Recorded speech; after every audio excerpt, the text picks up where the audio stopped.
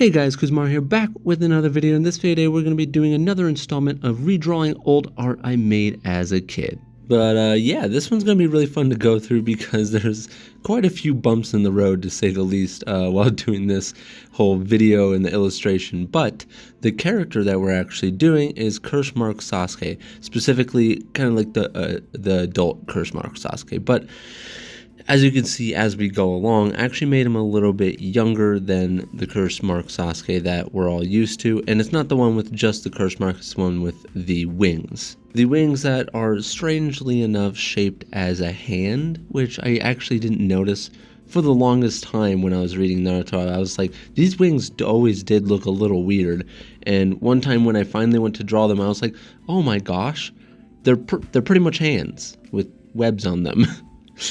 And to be frank, they look kind of heavy. I don't know how well these would ever be used to actually fly. That's probably why you've never seen Sasuke like full on fly. I think during the first fight in that valley, I think Sasuke uses it to kind of fly, but it was more like a jump, I feel like. I mean, he did flap his wings a few times. I mean, I don't know, who knows? I could be wrong. He could have flown, I just don't remember it. Yeah, so this actual transformation was, I wouldn't say controversial, but people had mixed feelings about it. Majority of people liked it, but I knew some people that really weren't a big fan of this transformation, but I personally actually really liked the transformation. I pretty much liked all of Sasuke's Curse Mark forms, especially the one that kind of like emerged for the first time in the Chunin exams with all the little markings coming from his neck and stuff. I always really liked that. It was super exciting for me back then. I was like, yeah. Kind of thinking back on it now, it kind of makes me want to rewatch Naruto because I haven't watched it in a while, or even read it. You know, digging deep back into those roots. You know, Sasuke was never specifically my favorite character, and, you know, speaking on that note, let me know in the comment section who your favorite character was. Mine was always Naruto, but Sasuke, obviously, as part of the main cast, always had a special place in, I wouldn't want to say my heart, but in my heart, because I thought he was really cool, even though he's kind of a little douchebag at the same time. But I thought he was cool for the character he was, but I related to Naruto more, so I like Naruto more. But sometimes Naruto made me mad with how, you know, just, gosh, he'd always lose. He was so boastful. I'm not necessarily boastful like him, but, you know, anime is one of those representations of how you feel on the inside, and you're literally watching it being displayed in a manga or an anime, so it's kind of like the inner version of what you feel like. Most people wouldn't actually act like an anime character, and if they do, they might need to calm down a little bit. Of course, I know there are anime characters that are more calm, but I'm talking about more of the boastful, loud ones or extreme ones where, you know, they'll be like, yeah, you know, I'm really like Sasuke. Okay, so when are you going to try to kill your friend? We might need to talk about this. One of the viewers out there, like, wait, what? We're not supposed to try to do that? And while being convicted in the courtroom for the crime at hand, why'd you do it? Anime. Yeah. Come on, just lie and say it's video games. They'll believe you then. Well, anyways, that got a little dark there, but to talk a little bit about the illustration, some of the hardships I went through. As you could tell, this is, I think, the second time I'm redrawing this arm, second or third time.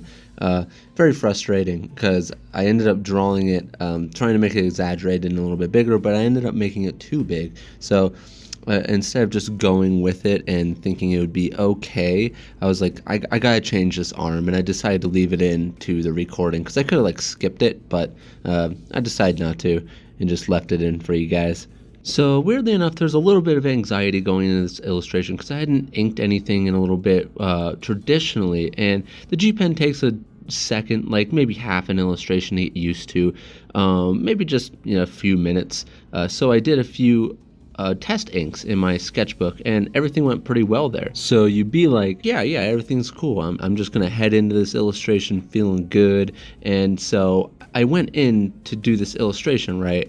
and I was using some paper that I found in my closet because I was looking for the paper that I normally use, and I was just like, I can't find it. I was like, why have I never used this specific bristle board? That's so weird.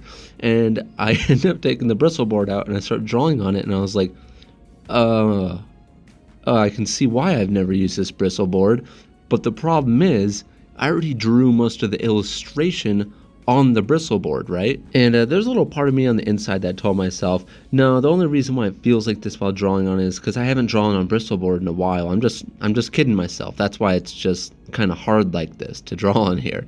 Till another problem arose. We'll get back to what I was just talking about in a second. Turns out when I went to record the video, I recorded it at too fast of a time lapse, and the sketch was done in under a minute.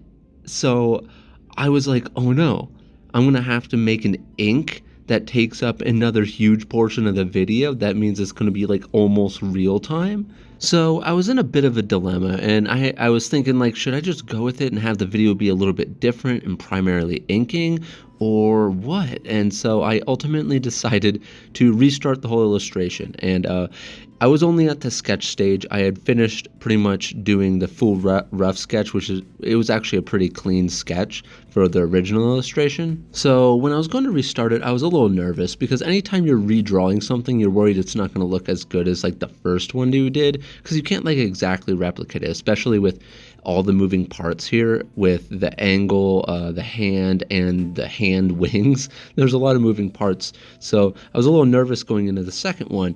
And guess what KUZO did not do? He did not go and try to find different bristle board. He decided to use the same bristle board because in the back of my mind, I was like, you know what? Like I said, it was just, I haven't done anything on bristle board in a while. That's why it felt weird. But then I started inking, and oh my gosh, then it struck me, and it came just rushing back. I was just like, I made a huge mistake for using this paper, and I'm going to throw this bristle board out. Yeah, it was just so, it grabbed onto the paper really bad. It was just really choppy. It did not have a smooth feeling to it, and it would always grab onto the paper. It just was not like normal bristle board paper. In fact, inking on my sketchbook felt so much better, and that's why I did the test inks. Did I say sketching? But anyways, the inking in my sketchbook felt so much better, and that's why I did the test inks in there, and I was like, yeah, I'm ready to do this illustration. And then I got hit in the face with the realization of why I never used it. So at that point, I was like, okay, I'm either gonna have to get used to this and like go through with inking on this really bad paper and try to actually make something presentable, or I'm gonna have to restart this. And I was just like, I'm gonna persevere, I'm gonna do this. So we went through with it, and it was really rough at first. I was really worried, and but it was almost towards the end of the illustration, I started getting used to how to ink on this paper with this G pen. And with all the other bristle boards, the G pen just felt super smooth. It had this scratchy sound to it, but it was this like buttery smooth feeling that it had just enough pull. But this one felt like I was inking on sandpaper, even though the paper was very smooth. So I'm actually really confused on why it felt like this, but I don't know, it's just very deceiving. But like I said, I started getting used to it, and I started having some fun towards the end, which is actually not the part I'm on now. And the lightning ended up not turning out exactly how I liked it, but in the end, I kind of liked how the lightning ended up finally turning out. It was a little hard at first, because the way I did the lightning when I inked on the other paper, it was all about how I did my pressure and the speed in which I like push the pen, but the pressure and the speed in which you push the pen heavily relies on exactly how the pen runs on the paper. So if you push hard and then you try to go fast, it might have a jagged movement, which will result in something kind of bad happening. It'll just kind of go in a direction you don't want. But even through all of those issues, I'm glad I stuck with it and, persevered, because it's part of the process sometimes, and you got to go through those things, and you take away from each project and, learning from it. Ultimately, looking back on it, it was a lot of fun, and it definitely created something to talk about for sure. And don't worry, there was ink splatter on this illustration. I ended up trying to get some ink to flow better in one of my pens because it was starting to run out of ink, and I shook it around and I took off the pen cap and it dripped on the illustration. But that's why you have to have whiteout nearby. But without further ado, it is time to talk about the supplies I used for those of you who are interested. I guess I'll start talking about the supplies in which the order I use them. So the pencil I always use is the Bic Mechanical Pencil 0.7. They're disposable ones. I can typically get them at any grocery store in the US. And then I got the Zebra G pen that I get on Deleter. It's a website. It's Deleter Manga or whatever you want to type in. That's the only one that, you can't really search up. You could probably get it on Amazon, but it kind of has its own dedicated website, so you can look that up. It's called Deleter. And but yeah, everything else you could probably look up on Amazon and get for sure. But the next thing I used was the Copic multi-liner. It's a 0.8. It's a pretty thick one. I used it for some speed lines at the end. And then I used a Pigma Micron 0.3. And I believe I also used a 0.5 at one point in this because one of them was starting to run out. And then I have a Sakura Pigma Sensei pen, which is a 0.4, but it says 0.4 on it. I'm just assuming that it's going to be a 0.4, but I don't know. It doesn't have a point there. But in any case, the next one is, your fine point Sharpie for some blackouts. I actually did not use my brush pen this time around. And then I have a correction pen, which is, and it's called Liquid Paper, and that is the brand of whiteout I used. And while I said all of them, I should have pictures of them showing up on the screen as long as I remember to do that. But yeah, the pens that actually worked the best on here were the Micron pens. Pretty much anything that wasn't the G pen. If I could have just opted out to using those, it would have been great, but all of my Microns and my other pens that were the right size to ink this were actually running out of ink, so that was no fun.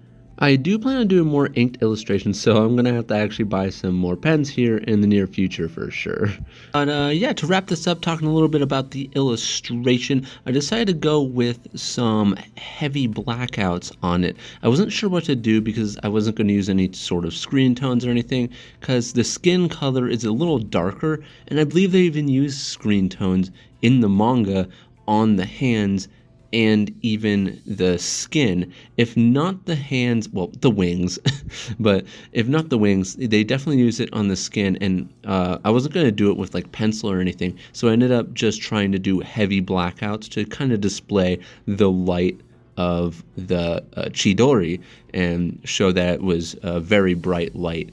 And once that was all said and done, I decided to top it off with some effects like some speed lines and stuff coming up here. But yeah. But in any case, if you want to support my arts and help support what I do on this channel, check out my Patreon, link in the description. And a big shout out to all my Patrons, and a special shout out to my Chunin and Jonin tier Patrons. You guys help me be able to do what I do on this channel. But yeah, hopefully you guys liked this one and how it turned out. But in any case, if you guys did like it, hit that thumbs up button. And if you're new to this channel, like what you see, please subscribe, hit the bell icon to get notified when each video comes out. And like always, guys, hopefully you're having a great day wherever you live. And yeah, I'll see you guys in the next video. Peace.